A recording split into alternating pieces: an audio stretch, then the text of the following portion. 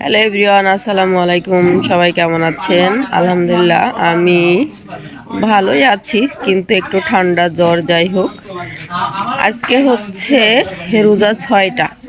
এই 6টা রোজায় বাজারে যে এমন একটা অবস্থা, এমন হাল, ব্যবসায়ীরা যে কিভাবে ব্যবসা করবে সেটা মানে ভেবেই অন্যরকম হয়ে যাচ্ছে।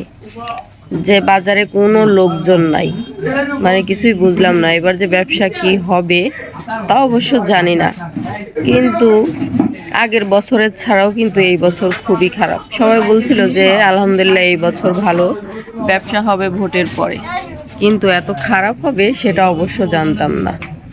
এখন সামনের দিনগুলো যে কি হবে সেটা অন্যরকম বিষয়। যে আর 26টা রোজা আছে, আবার 30টা রোজা পুষবে কিনা সেটাও সন্দেহ।